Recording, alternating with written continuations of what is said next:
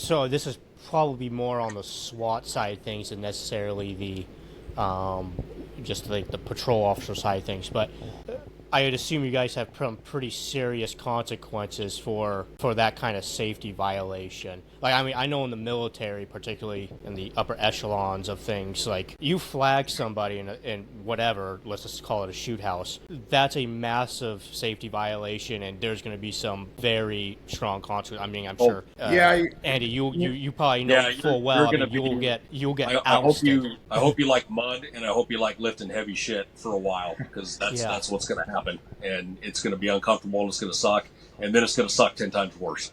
So yeah. there's some violations that just get a relatively minor violation will give you an ass chewing. If you get a second one for the day, you're off the range. But a major violation, you're off the range immediately, and there's emails going up and down the chain. NDs happen. I wish they didn't. I didn't. I had no idea how many negligent discharges we had on our department before I came to this unit, to the training academy side of things. And then once you're there, you're like, holy crap, these things happen. I'm not gonna say all the time, but definitely more often than you would expect.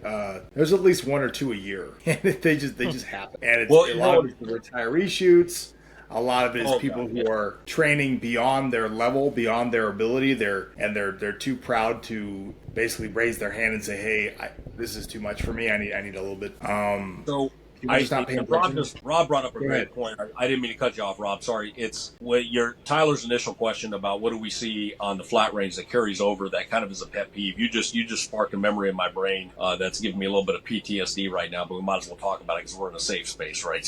So we talked about the stuff about not being able to do immediate action and things like that. Probably the biggest thing, like say we have training and we're going to do building blocks. Let's do some dry fire. Let's do some weapons flow. Let's do some establish our clear zones of engagement. And we'll give people a blue gun. That's an inert piece of rubber. And we'll immediately see people with this blue gun doing this shit. And it freaking spins me up right away because, and the same thing with like SIRT guns, which have the lasers and used for trigger identification. You'll see people, I got you. And they're putting it in people's eyes or things like that. And then that's where, like Rob said, that's where we'll have the NDs, is because they're taking this inert tool that they should be treating like a real firearm, and they're treating it like a toy. And just like dry fire carries over to live fire, your, lack of discipline will carry over to real world application. And that's just a huge pet peeve of mine that will get addressed. And I almost, treat that now like this is an egregious safety violation. If I see you spinning a blue gun, oh, really, man? Is it that big of a deal? Yeah, it is. Yeah, it is. I'm sorry, it is. And if you can't be an adult with this piece of rubber in your hand, which my kids have better trigger discipline, with a Nerf gun, it's like, come on, you got to lock it in. Be professional. Absolutely. Yeah. Well, and the other side of that coin is I've seen people who I have a ton of respect for have NDs, like very experienced instructors, experienced shooters have NDs. I had a SWAT officer who was very squared away and was just warming up. Thought he had a dry weapon and bucked one into the target, into the trap, safe direction. Everything was safe. And the second he did it, he knew he had completely fucked up. Holstered, he was like, fuck. And he got an ass ripping, and he, it is what it is. He felt horrible, but, familiarity breeds contempt. And I sincerely believe that it's some of your more experienced guys.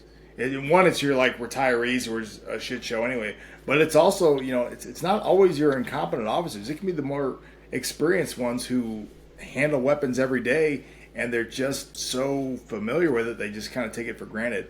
I know every time I'm loading and unloading, something, maybe I'm in the gun cleaning room, I always tell myself, hey, slow down, Rob. I'm usually doing 3 things at once, and hey, slow down. Focus on what you're doing for a moment. Confirm that it's safe. Confirm that it's clear. This is important. So it happens. This I have PTSD from. One of the NDs I had. I was on the range practicing proactive transition with a pistol. Right, so the rifle was still loaded, it's proactively transitioning to the pistol. And this was with one of my AKs, actually.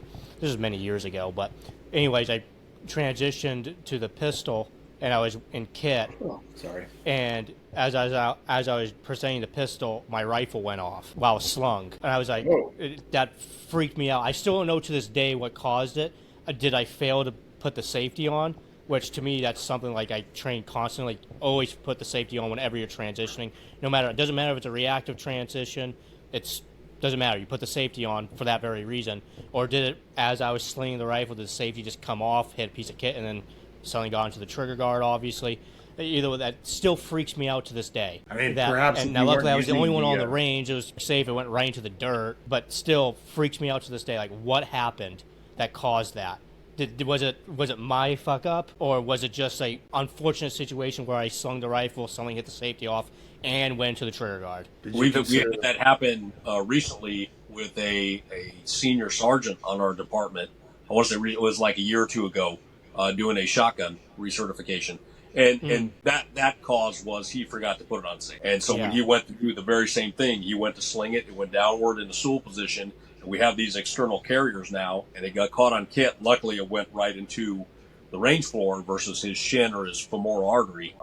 But yeah, it happens. And what it does, like the way you're explaining it, it's like I'm almost certain you can go in depth about, what the smells and sound and the rotation of the sun was, because you remember everything about that particular incident, because it leaves a lasting scar. Like, I'm going to really focus on this because I don't want this to happen again, no matter if it was my influence or external. But it's important that we learn from it. Like Rob said, the senior guys, it happens a lot, to show that nobody's exempt from safety on the range. That's why we have no rank on the range.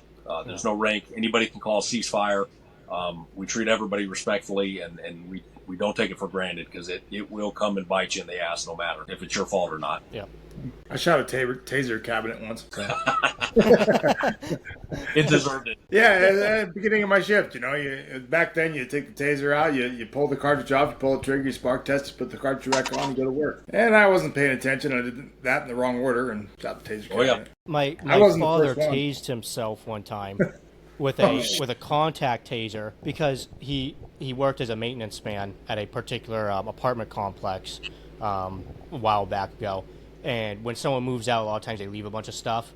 So he was cleaning out this apartment, and he got this little square thing that he thought was a camera. So he put it in his palm and pressed the button and tased himself. It's just like, you didn't notice the prongs and didn't think this isn't a camera. Yeah. Does that count? Does the taser into the cabinet count as a desk pop though? No. It just sergeant looked over. I'm like, I'm an idiot, and then we moved on. I did a report, and it wasn't that big a deal. I wasn't the first. Fuck, I was probably the 10th. But I mean, it happens. If you happen to be watching any of these segments on my channel, definitely be sure to check over Andy's channel. It's fantastic. 6 is Clear Project. Brand new channel, so doesn't have a lot on there now, but everything he has on there now is phenomenal. I wish my first videos were as good as his. They certainly were not. But he has a lot of good stuff on there right now, so definitely be sure to check out his channel. And I look forward to seeing what he does with that in the future. And of course, check out Rob's channel, Daisho Tactical, and his website too. If you are in the need of gear, slings, he makes fantastic slings, shooting bags, and some other stuff. So definitely be sure to check out both of them. All right. Thanks everybody for watching. And with that, I will close it out.